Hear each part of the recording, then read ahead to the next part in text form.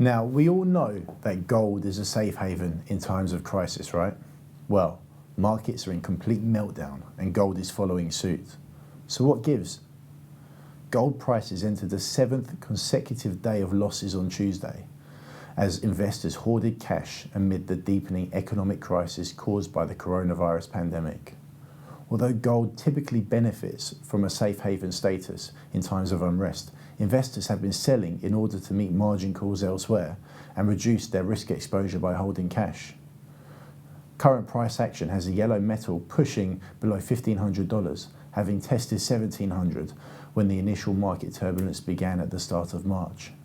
However, not everyone is panicking. In a report published last week, Australian bank ANZ said that according to its estimates, gold prices are undervalued. Their analysts see prices pushing to $2,000 by the second quarter and then levelling off to the end of the year at $1,700 an ounce. This call comes as gold prices have been unable to maintain recent gains and even maintain support around $1,500 an ounce.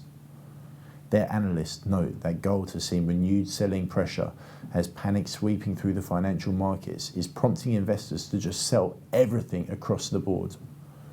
Although inflation pressures are expected to be non-existent for the foreseeable future, analysts said that low bond yields and a weak US dollar will make gold an attractive asset once rationality returns to the market. Their gold valuation model suggests that current spot prices are actually slightly undervalued. Moreover, they note that while net long investor positioning is reaching record levels, technically it doesn't even look overbought yet. When they insert conservative estimates of inflation, interest rates, and the dollar, the near-term valuation looks even higher.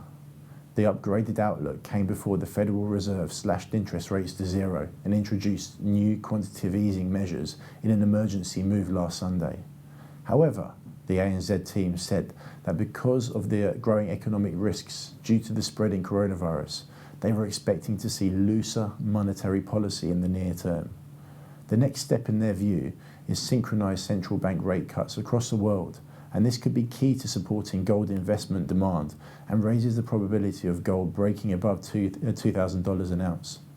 Now, looking at the US bond prices, the bank said that it sees the yield on the 10-year US Treasuries holding around 0.5% for the next few months. This leaves real interest rates in negative territory, creating a favourable backdrop for non-yield gold investments. Lower is clearly possible in the current circumstances, but they think the market is priced in a lot of bad news. The comments came as bond yields have pushed off their recent lows, but still remain under 1%, last trading at 0.82%. Looking at the US dollar, ANZ analysts said that they expect to see lower prices as the Federal Reserve loosens its monetary policy. However, they also warned that the dollar will be extremely volatile as investors continue to search for safe haven assets. That's all we've got time for today. You've been watching Investing Channel TV. See you soon.